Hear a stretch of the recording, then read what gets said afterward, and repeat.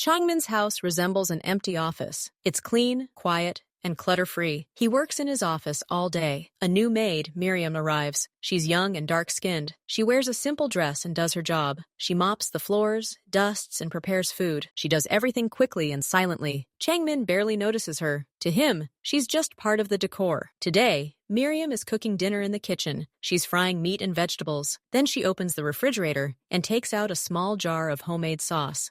The jar isn't new. There's no label. She adds a heaping spoonful of the sauce to the finished dish and stirs it. The sauce is dark red, smelling both spicy and sweet. Miriam looks at her plate. Everything looks normal. She takes the food to the dining room. Changmin eats alone. He picks up his chopsticks and tastes the meat. Then he immediately stops chewing. His face changes. He tries another piece, then another. He eats faster than usual. He finishes it all. He looks at the empty plate, then calls Miriam. She comes in. "What did you put in the meat?" he asks. "Just sauce," she says quietly. "Starting tomorrow, add this sauce to all my food. Breakfast, lunch, and dinner. Understood?" Miriam nods. "Understood." Changmin turns away. For the first time all day, he feels truly well. He wishes tomorrow's lunch would come sooner. The next day at breakfast, a small porcelain saucepan sits next to the salt and pepper shaker. It contains that same dark red sauce. Changmin wordlessly pours it over his omelet. At lunch, the saucepan sits next to the soup bowl. He even adds the sauce to plain rice. At dinner, it's the same story. This becomes a new rule, and a rule that Changmin sets for himself. Now he starts his day thinking about this sauce. He doesn't discuss it with Miriam. He simply waits for her to place the small bowl next to his plate.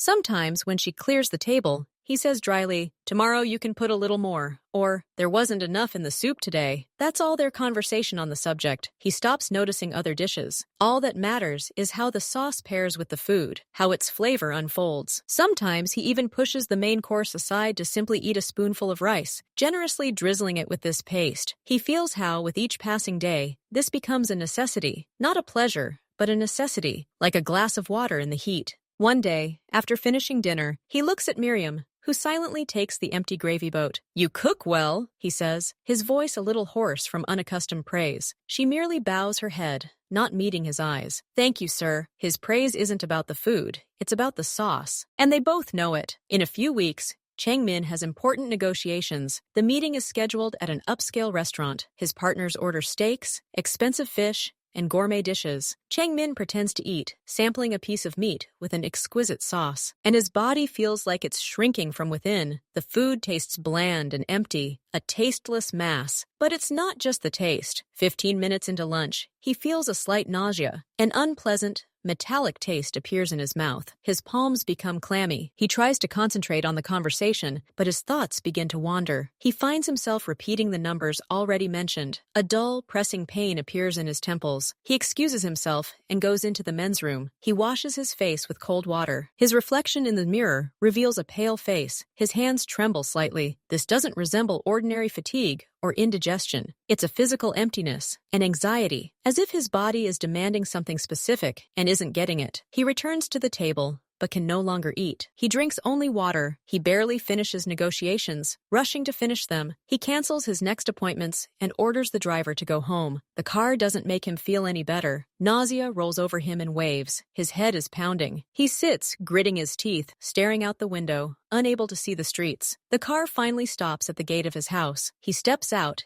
and the cool evening air hits him. He takes a step toward the door, and then his nose catches a barely perceptible scent. Faint, perceptible only to him. The aroma of that very sauce, mixed with the smell of dinner cooking. The smell is coming from the range hood in the kitchen, and something strange happens. His body, as if receiving a signal, begins to calm. The tension in his shoulders eases. The nausea recedes, becoming simply an unpleasant memory. The headache dulls. He doesn't feel healthy, but he feels the worst of it has passed. He inhales this air deeply, standing on his own threshold, and it feels like he's returned to a safe place. He steps inside. The house greets him with its usual silence. But today, this silence doesn't feel cold. It feels saving. He goes into the dining room. A light dinner, soup and rice, is already on the table. And, of course, a small porcelain sauce boat full to the brim. He sits down without undressing. He takes a spoon and adds a generous portion of sauce to the soup. He tastes it. Warmth spreads through his stomach, washing away the remnants of nausea. He closes his eyes for a second. He's home. Everything is back in its place. Changmin sits down at the table without undressing. He immediately grabs a saucepan and generously pours the thick red paste onto the soup. He barely looks at the food. His movements are automatic, like someone taking a medicine. He lifts the spoon to his mouth. The first spoonful of warm soup with sauce works instantly. He feels the heat from the spices spread throughout his body, but it's not the heat of panic, like in a restaurant. It's a deep, warming warmth that penetrates the coldest, fear-ridden places inside him. He eats slowly, focused, and with each sip, the strange weakness and nausea recede. His hands stop shaking. The crushing heaviness in his chest dissolves, replaced by a feeling of strange, almost childish safety. He finishes the soup, then spoons the sauce onto the rice and eats that too. When the bowl is empty, he leans back in his chair. Physically, he feels normal. More than normal, he feels a pleasant languor, a relaxation. Even his thoughts, which an hour ago were racing and confused, now flow smoothly and clearly. And he looks at the empty saucepan. This isn't just a seasoning. This is the key to normalcy. Without it, he's not himself anymore. He looks up and sees Miriam standing in the doorway, watching to see if she needs anything else. Usually, he'd simply brush her off without even looking.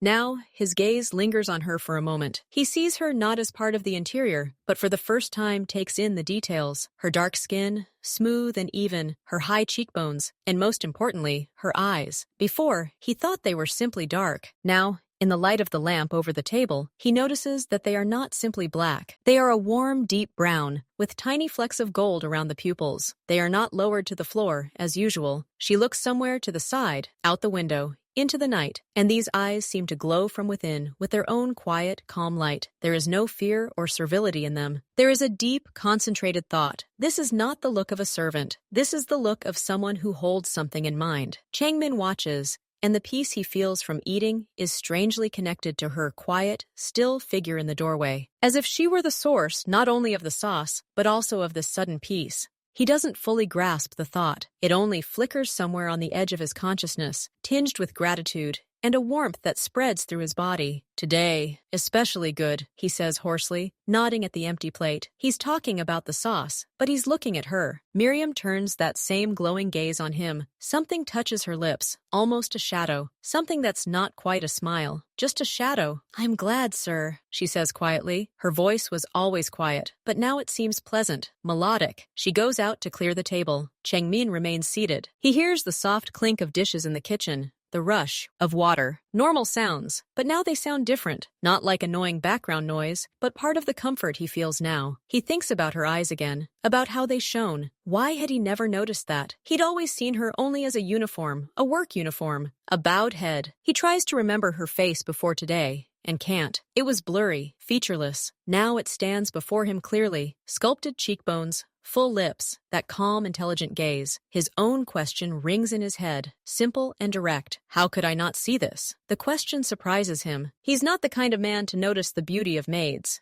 He's not the kind of man to notice much outside of his work. But the fact is, she is beautiful, subtle, not flashy, but with a genuine, deep appeal. And this appeal is strangely, inexplicably connected to the feeling of complete peace and satisfaction that has come over him. He feels good, and part of this good is now somehow projected onto her image. He gets up from the table and goes into the office, but he can't concentrate on the papers anymore. His thoughts return to her, to the sauce, to how everything bad today disappeared the moment he returned to the house where she is. He doesn't put it that way, but that's exactly what he feels. He's surprised at himself. Before, his only addiction was control. Now something else appears, something warm, delicious, and with dark, glowing eyes. And he doesn't even try to fight it, because after today's horror at the restaurant, he knows, without this, he'll feel bad. And with this, he feels good. And isn't that enough? The next day, Changmin notices the difference immediately. The saucepan on the table hasn't changed. But when Miriam serves him the steak, he notices the surface of the meat isn't just lightly streaked with red veins, as before. It's now thick, almost completely covered in a dark, shiny layer. The aroma hits his nose even before it hits, persistent and dense. Before, he might have considered this excessive. Now his hand instinctively reaches for the knife. The very first bite is an explosion. The intensity of taste and sensation makes him close his eyes for a moment. The heat doesn't just warm him, it's intoxicating. A feeling of peace and satisfaction rolls in faster,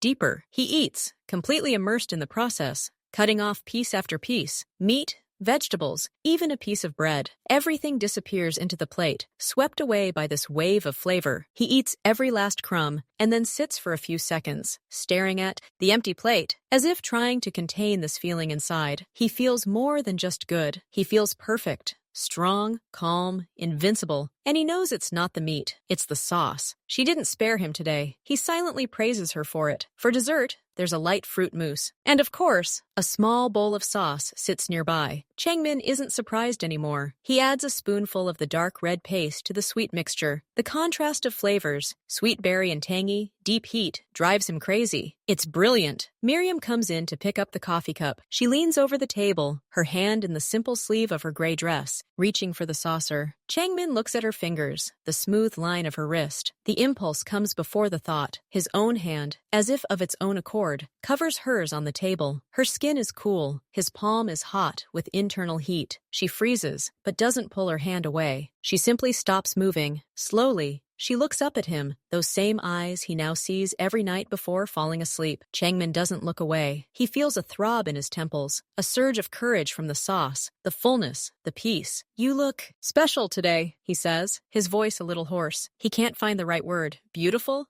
No, that's too easy. "You look especially good." He sees something change in her eyes. Not fear, not joy, more like assessment, as if she's checking the readings on a device. But she doesn't remove her hand. After a second, two, she gently but firmly releases her hand, as if performing a natural movement. "Thank you, sir. Is there anything else you need?" Her voice is even, as always. "No," he says, and only now does he look away, feeling a strange emptiness where her cool skin had just been. She leaves, and he's left alone with his mousse and a strange new sense of audacity that doesn't frighten him, but rather excites him. In the morning, he doesn't go straight to his office. He waits for Miriam to come into the dining room to clear the table after his breakfast. She's wearing the same gray work dress, simple as a sack, concealing every line of her body. "Miriam," he says, and she pauses, waiting for an order. He pauses, choosing his words. "This isn't a business order, it's something else." "That uniform," he gestures at her dress. "You won't be wearing it anymore." She's silent, not understanding. "I want you to wear normal dresses. Nice dresses. Beautiful ones," he explains, looking past her out the window. It's easier for him to speak without meeting her eyes. "You live in this house. You cook for me. I want to see nice things around me, including you." The clock ticks in the silence. He allows himself to glance at her. Her face expresses neither protest nor joy. It is analytical. "I don't have those dresses, sir," she finally says. "Buy them," he snaps. "From the house account. Get the required amount from the receptionist. Just make sure that they are suitable for this house." He stands, signaling the end of the conversation. As he passes her on his way out, he catches the slightest, barely perceptible nod of her head. "Okay, sir." And as he steps out into the hallway, he's already imagining her entering the dining room tomorrow, wearing something different, something that will accentuate the curves of her figure, the color of her skin. This will be his morning amusement, his private, quiet aesthetic need, as important as that gravy boat on the dining room table. He wants his appearance to match the pleasure she brings him. Everything in his world must be harmonious, and now she is part of that harmony. The next day, Changmin returns home earlier than usual. He drops off his coat and goes into the living room. The room is empty, only the usual silence. And then she appears in the doorway, not entering, but appearing. She's wearing a dress, not gray, not plain. It's a deep wine color, with long sleeves and a turtleneck, but it hugs her figure perfectly, accentuating every curve. The fabric shimmers softly in the lamplight. Her waves, usually pulled back into a tight bun, now hang loosely over her shoulders in dark, shiny curls. There's a subtle hint of color on her lips, making them a little brighter. She steps forward to pick up the tray with the coffee service. Her movements are just as silent, but this time it's not the gliding of a shadow. It's the appearance of a painting, brought to life in his living room. Changmin freezes. Literally, he holds his breath for a second. His gaze, accustomed to strict lines and neutral tones, catches this spot of deep, vibrant color. He sees the curve of her waist, the line of her shoulders, the length of her neck. He sees a woman. The fact that this is Miriam, his maid, fades into the background. She feels his gaze. She looks up. Her gaze is still calm, assessing. "Evening tea, sir?" she asks. Her voice rings out in the silence of the room, and it seems to him that it sounds different, softer, deeper. He can't answer right away. He just nods, unable to tear his eyes away from her. She pours tea, her movement smooth and graceful in her dress. She places the cup in front of him. She smells of more than just soap and cleanliness. There's a light, barely perceptible hint of something floral. Perfume? Body lotion? He picks up the cup, trying to do something. He sips the hot tea, not even tasting it. His thoughts are completely occupied with her, with this transformation. He gave the order, but he didn't expect such a result. She didn't just change her clothes, she changed her skin. And this new skin drives him crazy with its unattainable, silent beauty. The next day at the office, he can't concentrate. The numbers in the reports are swimming before his eyes. His secretary asks something, and he asks again because he didn't hear. Inside, there's the same anxious emptiness that was in the restaurant, only quieter, more subdued. He feels unwell. Not physically, but somehow, his soul aches. His hand reaches for the phone. He dials the home number. The receptionist answers. "Please speak to Miriam," he says without greeting her. A minute later, her voice comes on the line. Calm, even. "Yes, sir?" There it is. Immediately at the sound of it, the tension in his shoulders eases. He doesn't know what to say. "What's for dinner?" he finally manages. "Duck breast with sauce, sir." "And rice," she replies. A pause. "I've already added the sauce to the marinade. It will be delicious." He closes his eyes. He imagines this duck, this sauce, her hands, preparing it. "Okay," he says gruffly and hangs up. He feels a little better, but not for long. A couple of hours later, the anxiety returns. He calls again. "Sir?" Her voice. "I'm checking. Is everything all right at home?" he says, hating himself for this weakness. "Everything is all right, sir." Her tone doesn't change. He calls a third time before the very end of the day, just to hear her say hello. Now his day is divided into two states, when he hears her voice or knows he'll soon see her, and when he's deprived of it. The second state becomes unbearable. He finds himself looking at his watch, counting down the minutes until his return. His work, his empire, always the center of the universe, are losing their color. The only bright colors in his world now are the red dress in his living room and the voice on the phone. That evening, after dinner, which he ate without taking his eyes off her, he doesn't let her go into the kitchen. He stays in the study, but he feels uneasy. He needs to know she's nearby.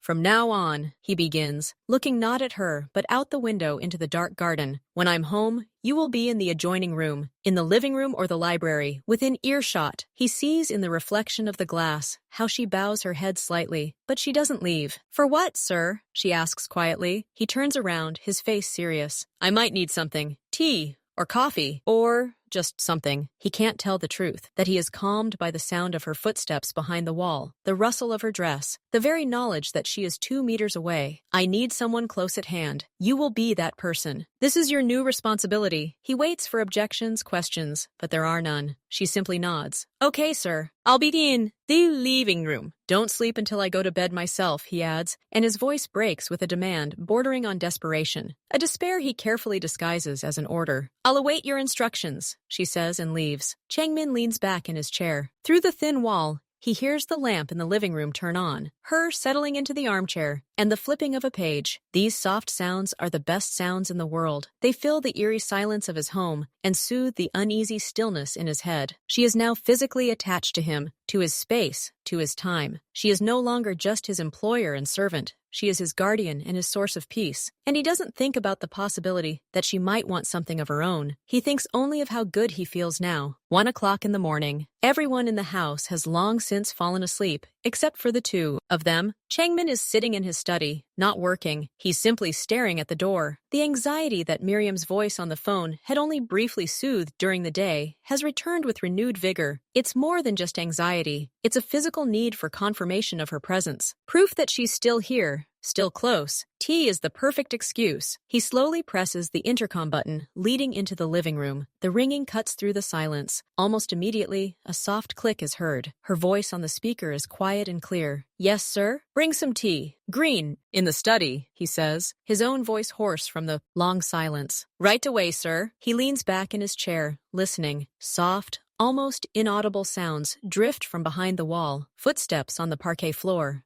The quiet clink of porcelain in the kitchen, the rush of water. These sounds lull his anxiety better than any medicine. He notices himself frozen, tense, as if awaiting something important. Not tea, her arrival. 10 minutes pass. Finally, there's a soft knock on the door. "Come in," he says without turning. The door opens. He stands by the huge dark window, his back to the room, watching the reflection in the glass. He sees her enter, holding a small tray with a teapot and a single cup. She's wearing a long, pleated, dark gray dress, like smoke. Her hair falls loosely over her shoulders. She places the tray on the edge of his desk. "Tea is ready, sir," she says, and makes a slight movement to leave, as she's been taught. Errand completed. Leave. "Wait!" His command comes, sharper than he intended. She stops. He sees in the reflection her figure frozen in the center of the room, between the door and the table. She waits. He slowly turns to meet her face to face. The study is lit only by a desk lamp, casting deep shadows. His face looks sharper, more intense in the dim light. He doesn't sit.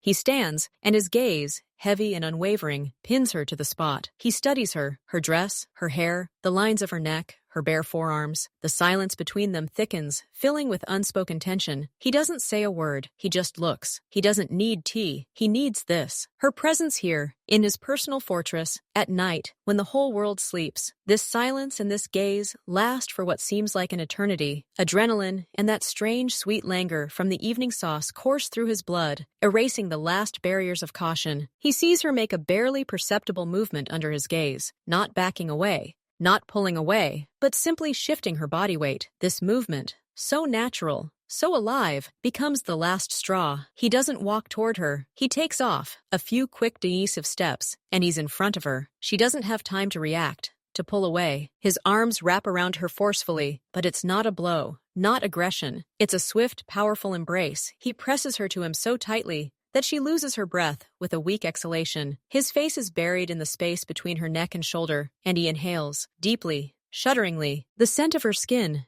clean, mingled with the faintest trace of perfume, the scent of the fabric of her dress and something else, that same sweet spicy trail of his sauce, which seems to have ingrained itself into her skin. He inhales this cocktail, and his mind drifts. He feels his entire body, previously frozen with anxiety, suddenly relax, let go. He presses her tighter, almost lifting her from the floor, his hands gripping her back, unwilling to let go. He doesn't say sorry or don't go. He simply holds her, breathes her in. And this contact, this scent, this closeness, it's exactly what his body and mind have been craving all this long, anxious day. He's found his anchor, and now he won't let go. He holds her like that, barely breathing, his face pressed against her neck. She doesn't resist, but she doesn't hug him back either. Her body is tense, frozen in his grip. The only sounds in the room are his heavy breathing and the ticking of the clock. Then he slowly turns his head. His lips almost touch her ear. He speaks in a whisper, a low, hoarse voice, hoarse with emotion, leaving no room for argument. "You're staying here until the morning." It's not a question,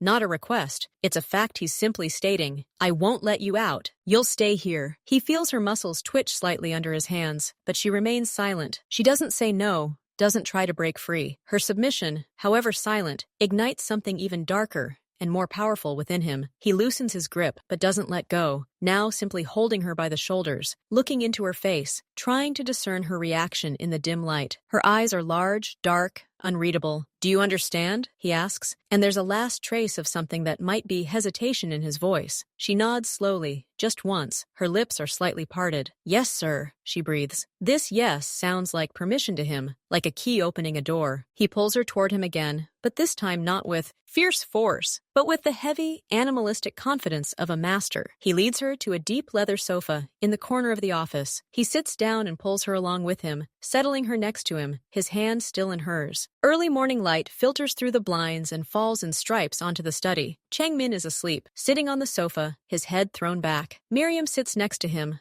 upright and alert, her dress slightly wrinkled. She hasn't slept. She's been watching him all night, listening to his breathing, feeling the weight of his hand on hers. Now she carefully, centimeter by centimeter, frees her hand from his weakened fingers. He frowns in his sleep, makes a movement of disgust, but does not wake. She rises, her body stiff and aching, but in her soul there is a cold, crystalline clarity. The plan is working. It is going even better than she expected. His impulse, his obsession, this night, all these are clear signs. The sauce is doing its job, but that is not enough. He needs to get used to more than just the taste. He needs to feel that the very air without her is poisoned. Quiet as a shadow, she leaves the office and heads to the kitchen. Breakfast is still a couple of hours away. She opens the refrigerator and takes out her jar, She looks at the dark mass inside. Then she takes a clean spoon and adds 2 more heaping spoons of the fresh, even more pungent and aromatic concentrate she prepared separately. She stirs it thoroughly. Now the sauce will be thicker, richer, its effect stronger, and faster. He won't just want it. He will need it like oxygen. And, by extension, he will need her. She places the jar on the shelf. Her face, in the refrigerator light, is calm and determined. The game is entering its decisive phase. At breakfast, Changmin eats scrambled eggs, generously drizzling them with a new, thicker sauce. His eyes sparkle, his complexion healthy. He looks at Miriam, who stands waiting in a simple yet expensive sand-colored pleated dress, and seems to see her as the source of all the light in the room. After breakfast, he doesn't go to the study. He asks her to bring coffee to the living room. While she pours, he takes a small velvet box from his robe pocket and places it on the table next to her hand. "This is for you," he says simply. She opens the box. Inside are earrings, delicate pendants with dark sapphires surrounded by diamonds. They're worth a fortune. "Sir, I can't," she begins. "You can," he interrupts. "I want you to wear them. Today." And he makes sure she puts them on right away. The diamonds sparkle coldly on her earlobes, contrasting with the warm tone of her skin. He looks at them, pleased. Now she's not just his cook, his comforter. She's his adornment, his jewel. From that day on, he practically never lets her out of his sight. If he's working in his office, she must sit in the chair across from him, reading. If he's watching TV in the living room, she must be on the adjacent sofa. He asks her opinion on food, wine, which curtains would be best for the bedroom. Her word, her silent presence, become essential to him in making every decision, no matter how small. He gives her more jewelry, a thin gold chain, a bracelet. Each gift is another link in the invisible chain with which he chains himself to her. He no longer hides his affection. His gaze constantly seeks her. His hand reaches out to touch her shoulder, to straighten a strand of hair. She is the center of his universe, the source of his peace, and his one, all-consuming weakness. And he doesn't even try to fight it. He simply drowns. Dinner proceeds as usual. Miriam serves fried fish, and of course there's a small bowl of thick, almost black sauce on the table. Changmin eats slowly, savoring every bite. But today, there's a new, nervous energy in his well-fed calm. He glances at her several times, then looks away, adjusting his napkin. He doesn't talk about business, which is odd in itself. When she brings dessert, a light lemon sorbet, he doesn't touch his spoon. Instead, he places his hand palm up on the table. The gesture is both commanding and vulnerable. "Sit," he says. His voice is unusually quiet for a command. She slowly perches on the edge of the chair opposite him, keeping her distance. Her posture is impeccably polite, but her eyes are filled with anticipation of the next instruction.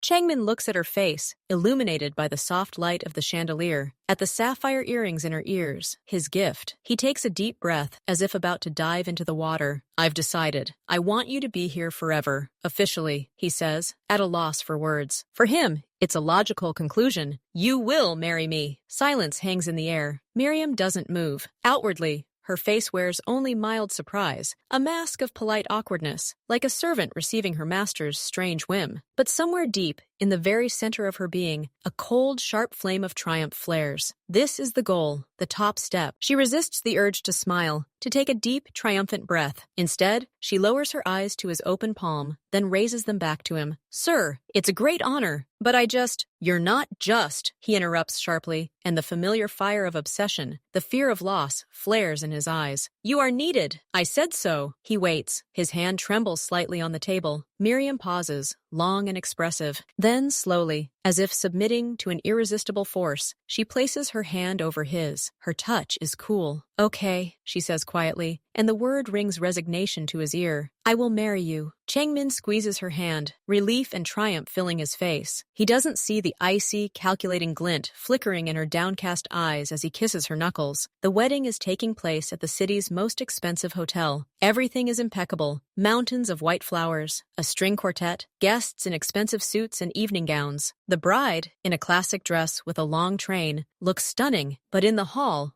behind the screen of smiles and toasts, there is a constant, almost audible hum of whispers. Who is she? Where is she from? They say she was a servant. Has he gone mad? She must be, in bed. Or some kind of witchcraft. Changmin ignores everything. He beams. For him, this day is not a social event, but a public declaration of ownership. He looks at Miriam and sees not a woman in white, but the source of his peace, his most precious treasure, now forever secured by law and a ring. He holds her hand so tightly that her fingers turn slightly white. He imagines a toast, short and authoritative. To my wife. Everyone drinks. Everyone smiles. No one is happy except him. Miriam accepts congratulations with the meek, shy smile of a new wife from a humble family. She catches appraising, envious, and perplexed glances. Each glance is a confirmation of her success. She has risen from invisible servant to mistress of this world. The plan is working flawlessly. The wedding dress is merely the best disguise of all. Now she lives not in the maid's quarters, but in his bedroom. And the house, the entire house, is officially hers too. The day after returning from a short honeymoon, which was more like a 2-week retreat in the villa, where he barely let her out of his arms, Changmin takes her to his study. "This is your space now too," he says, wrapping his arm around her shoulders from behind as she surveys the room. His gift. Full access. He leads her to a massive desk and presses a hidden button. A digital lock panel slides out. He punches in the code. She sees the combination. The date she first served him the sauce. He doesn't hide it. Financial reports, partnership agreements, logistics. It's all here in this system. He gestures to the monitors. "The password to enter is the name of that first course of yours, the one with the sauce." He says it tenderly, like a declaration of love. For him, it's a symbol of trust, a merging of lives. For her, it's the key to the safe. He shows her the safe behind the painting, where he keeps cash, keys to all his properties, and backup flash drives. He enters her fingerprints into the home and office security system. Miriam listens, nodding, feigning a slight overwhelmed by her husband's care. Inside, her mind works like a supercomputer. She memorizes every number, every sequence, every folder name. Her eyes, full of tenderness, are actually scanning, recording, archiving. Now there are no barriers between her and all his secrets. He gave her more than just a ring. He gave her the keys to his kingdom, confident that she is his loyal queen. He kisses her temple. "We have everything in common now," he whispers. "Absolutely everything." She presses herself against him, burying her face in his shoulder to hide her expression of absolute chilling triumph. Yes, everything is shared now, and soon it will be only hers. The meeting takes place not in a dark basement, but in a neutral location, a private room in an upscale coffee shop downtown. Miriam arrives first. She's wearing an elegant but unremarkable business suit and large sunglasses. She looks like a wealthy socialite, not a mafia boss's wife or a former maid. 2 men enter the room. They are well-dressed with cold, assessing eyes. These are not petty hooligans, but serious rivals of Changmin. Their organization is no less powerful, but their methods and spheres of influence are different. They sit down across from her. The conversation proceeds without further ado. Miriam places a regular phone on the table and shows them screenshots, not the documents themselves, but proof that she has them. File titles, names, dates, account numbers. The full package includes supply chains for the next 6 months, lists of all friendly officials with their payouts, passwords to his internal accounting servers, and access codes to backup storage, she says in a flat, businesslike tone. There's not a trace of uncertainty in her voice. One of the men stares silently at the screen. The other studies her face. "Why?" he asks the only question. "The price wasn't high enough," she replies with a shrug. It's the truth, and they readily believe it. Greed is the most understandable motive. They name a sum. She laughs quietly, but unpleasantly. She names hers. After a brief haggling, they settle on an astronomical figure. Half, now, into an anonymous offshore account that only she has access to. The second half comes after the entire data package has been transferred and its authenticity confirmed. They agree to meet again in a week. She leaves first, without saying goodbye. She's become a commodity, and the commodity has sold itself well. She chooses a night when Changmin is due home late from an important but phony business meeting. She'd suggested the idea for it a couple of weeks ago. She has a window of a few hours. She works methodically, without fuss. First, the jewelry. She doesn't take everything, only the most valuable and most marketable stones without identifying engravings. They disappear into a secret compartment of her travel bag. Then the cash from the safe. She takes only wads of new, unmarked bills, just enough to carry without arousing suspicion. She leaves the rest, let them assume they're common thieves. Then she sits down at his computer. Her fingers fly quickly across the keyboard. She knows all the passwords. She copies the data not to one drive, but to 3 different tiny flash drives, encrypted with different keys. 1 will go to competitors, 2 will remain for her as insurance, and for future bargaining. She erases the logs of her actions, erases the history. Everything will look as if nothing happened. Before leaving, she pops into the kitchen. She opens the refrigerator. There, on the shelf, sits a nearly empty jar of her secret sauce. She takes it, wraps it in plastic, and puts it in her bag. She leaves only a note there. A taxi is waiting for her 3 blocks from her house. As agreed. She gets in and gives the airport address. She's not flying direct, but with 2 stops, using tickets purchased with forged documents prepared long ago. Her real passport and the bulk of her money are already waiting for her in a bank-safe deposit box in another country. Changmin returns in the early morning. The house is unusually quiet. He calls her name, but there's no answer. At first, he thinks she's asleep. Then he notices something out of place in the study, a painting slightly off-center above the safe. On the shelf where the jar always stood, there lies a folded piece of paper. His hand trembles as he unfolds it. Her handwriting is neat and beautiful, like a grocery list. It's only 3 lines long. Thank you for your hospitality. The sauce recipe, like you, turned out to be too simple and predictable. I hope you find a new cook. Best wishes, Miriam. He stands in the middle of his huge, cold, quiet kitchen, clutching this piece of paper in his hand. The scent of her perfume has almost evaporated. Nothing remains of her presence, except this note and the monstrous, gaping emptiness in his chest that nothing can fill. Outside, dawn is breaking, and his world has just plunged into darkness. It was a month ago, late evening. Changmin went down to the kitchen for water. From behind the closed pantry door, Miriam's subdued but distinct voice drifted in. She was speaking into the phone in her native language, but Changmin understood well enough. He paused by the refrigerator, his hand on the handle, and listened. Oh, ba, yes, he eats it every day. No problem. No, he doesn't notice. He asks for more. It will take time, but I'm gradually increasing the proportions. Of course, the effect is cumulative. By spring, he'll be ready for anything. Yes, access to everything. Then you'll get your data. The price is the same.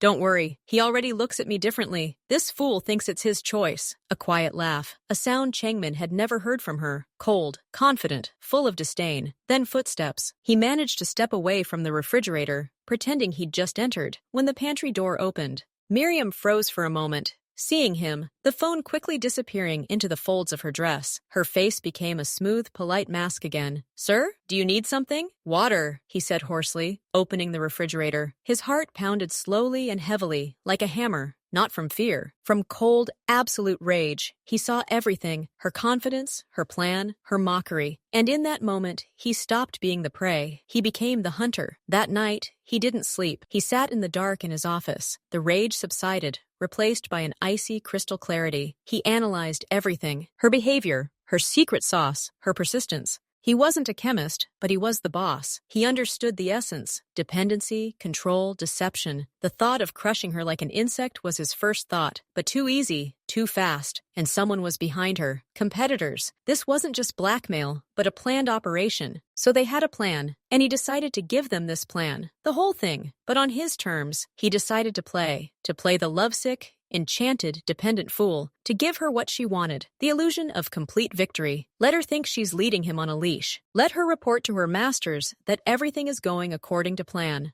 Meanwhile, he would learn their names, their expectations, their weaknesses. He would give them false information, set them up, lure them into a trap, and she would be the one who set this trap without even realizing it. At dawn, his face was calm. The plan was set. He called his personal physician, a toxicology specialist, and submitted the leftover sauce from the previous dinner for analysis. He needed to understand what exactly he was dealing with so he could control the dosage and simulate symptoms. The game was on. Every action he took from that day on was calculated. His freezing at the first taste of the sauce was a carefully rehearsed pause. His request to serve sauce with everything wasn't an impulse, but a strategic move to make her believe in his power. His deterioration at the restaurant? A mild injection of a harmless but nauseating and anxiety-inducing drug administered by his personal physician before a meeting. His miraculous cure at home was a simple reversal of the drug's effects, enhanced by the placebo effect of anticipating the sauce. He felt no dependence on it. After the toxicologist's report, he secretly replaced the contents of her jar with a safe but deliciously flavored alternative. The real sauce had long been stored in the lab.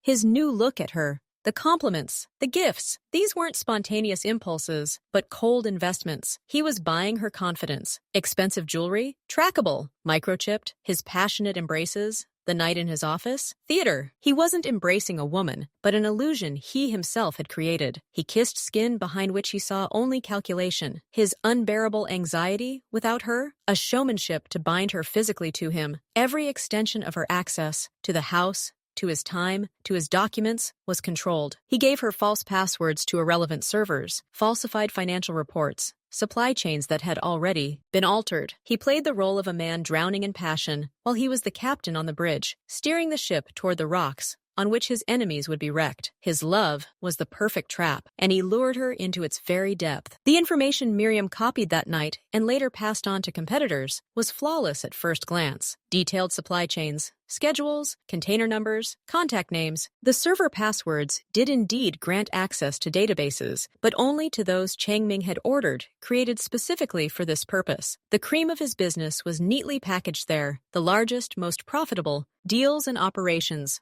But all of them had either long since been completed or had been completely redesigned. The warehouse addresses were correct, but they were empty. The account numbers were real, but they contained only symbolic sums. The contact information was the real names of partners, but these partners had already been warned by Changming and were ready to play their part in the show. When competitors intercepted one of these last-minute deliveries, they encountered not the cargo, but the police or an empty warehouse. Transferring funds to the specified accounts, they watched as the funds disappeared into the black hole of shell companies, which ceased to exist within a day. Changmin didn't just feed them false information. He gave them a beautiful, complex, detailed illusion. He fed them what they craved, his blood. Only this blood was colored water. Every detail, every password, every number was part of the trap. He monitored their activity through the channels he controlled and saw them take the bait. They acted quickly, confident in their advantage, not checking minor details, intoxicated by the volume and value of what they believed to be the data they had acquired. They rushed into battle, unaware that they were navigating a maze designed for them,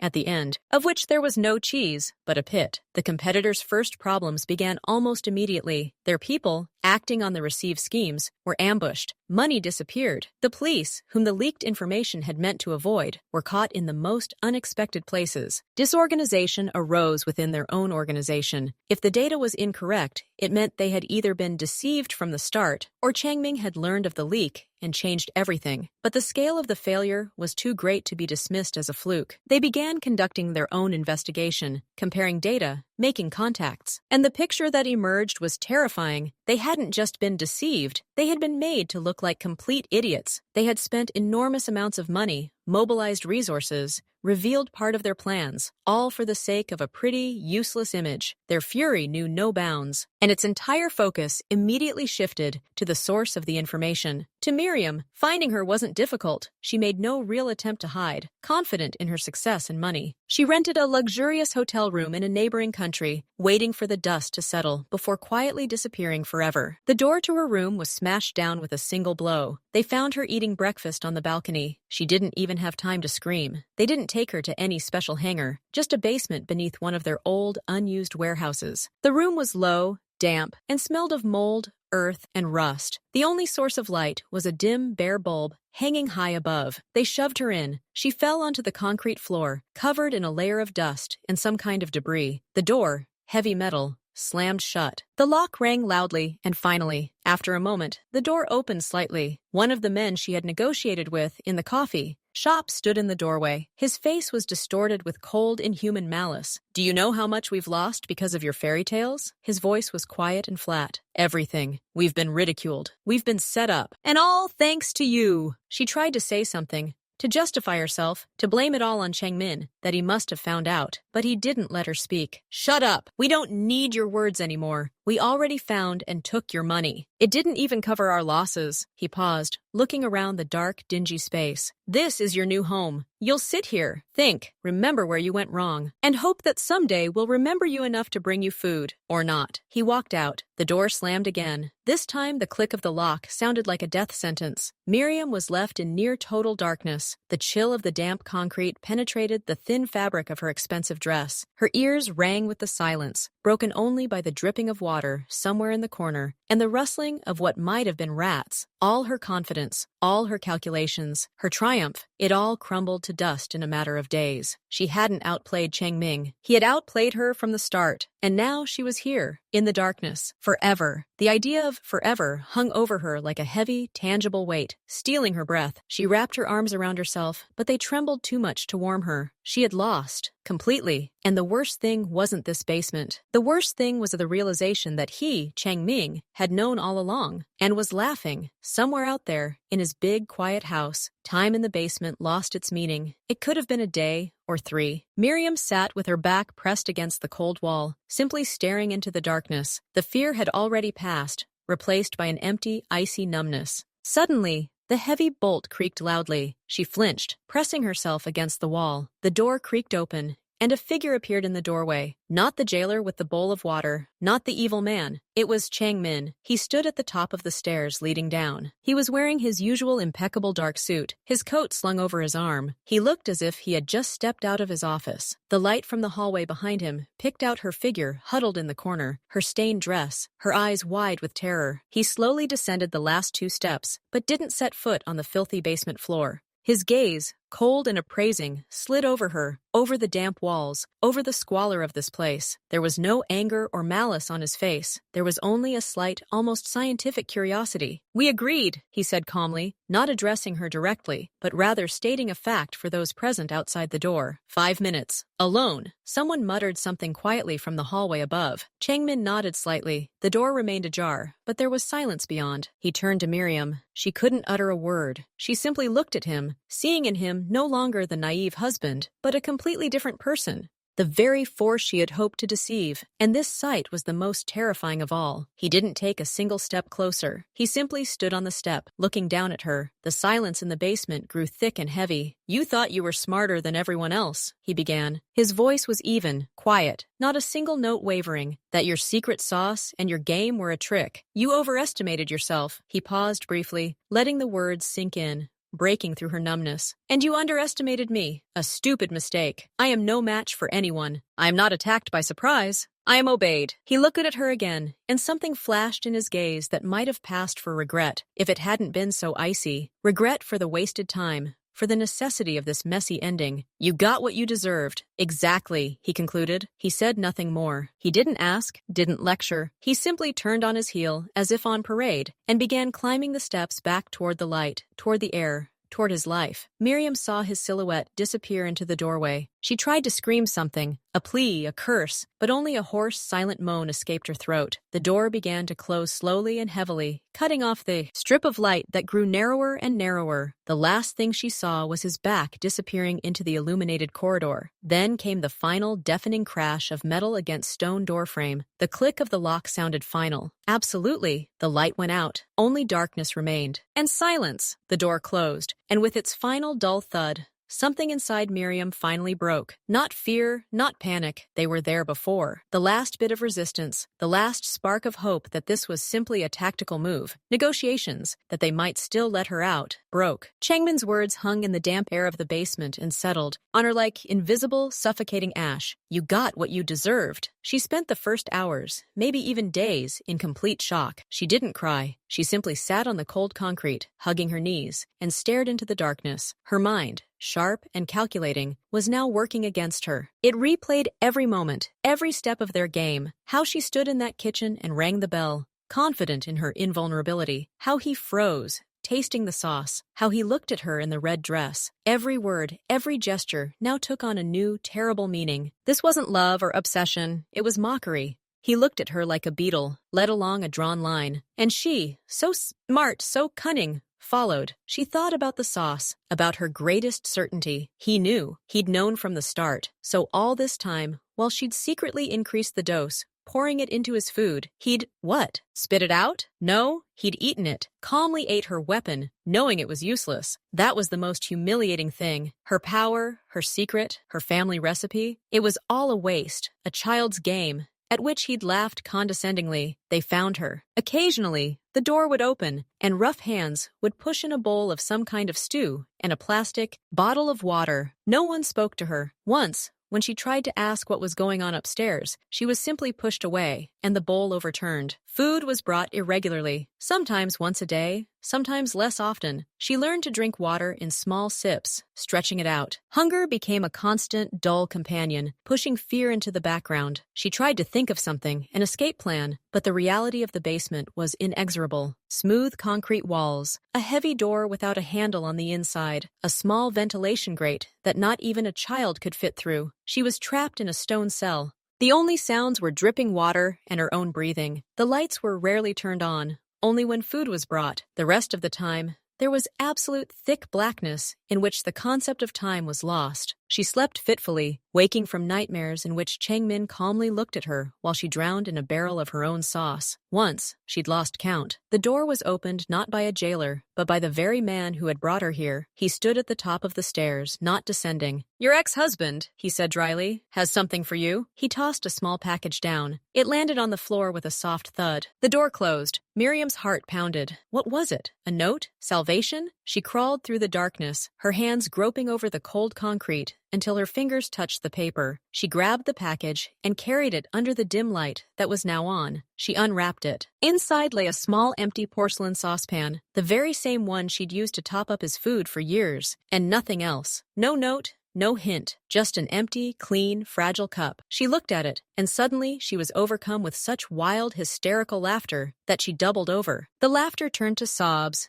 and then to silent convulsions. It was the final elegant touch, a reminder, a symbol of all her stupidity. He hadn't even seriously destroyed it. He had simply returned her toy to her, so that she could look at it in her basement. After that, she resigned herself. Completely. Her thoughts became slow, viscous. She stopped making plans. She simply existed, ate when given, drank water, slept, stared into the darkness. Sometimes she felt like she was still in her hotel room, and that at any moment the phone would ring or breakfast would be brought. Then she would pinch her arm, feel the dirt under her nails, and the smell of mold, and reality would return, heavy and undeniable. She thought about the money, about those millions that were sitting in offshore accounts. Only she had access to them. But what good were numbers on a screen that didn't exist? They had become an abstraction, a mirage. She had sold her life, her mind, her body for those numbers, and she had lost. Weeks passed, a month, perhaps more. Her body weakened, her dress became a filthy rag. But the worst was happening to her mind. Deprived of external stimuli, it began to consume itself. Memories blurred.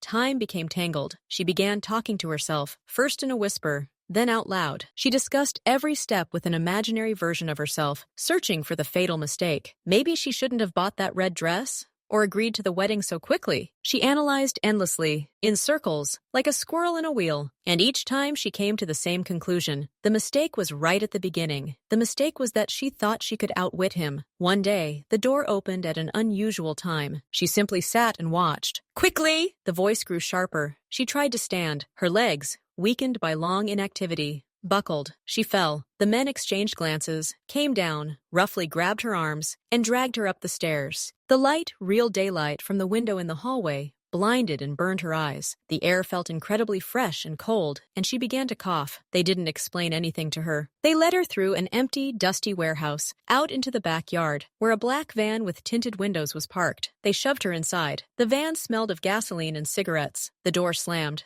She looked at him, disbelieving. "Go where? Just go!" "Before they change their minds," the second muttered, and climbed into the van's cab. The first man thrust a plastic bag into her hands. Through the plastic, she saw a bottle of water and something wrapped in paper, food. Then he turned around, jumped into the van, and with a puff of smoke, it turned around and drove away, leaving her alone on the deserted road. Miriam stood motionless, clutching the bag. The cold morning air burned her lungs. She looked at the path leading into the forest. This was freedom. Inexplicable, unexpected, terrifying. Why? Because Changmin had decided enough was enough? Because his rivals had decided she was no longer a threat and not worth wasting resources on? Or was this his final, most sophisticated cruelty, giving her hope and then sending her out into the void, penniless, undocumented, broken, and unwanted? She took a step, then another, barefoot on the cold ground, in dirty rags, with the empty sauceboat clutched in her other hand. For some reason, she hadn't let go of it all these weeks. She followed the path. The forest swallowed her. No one was looking for her. Her story ended the moment the basement door slammed. What emerged from the forest on the other side was already a different person, or a shadow of one, and in his quiet, cold house, Kim Chang-min was having breakfast. There was no small porcelain saucepan on the table,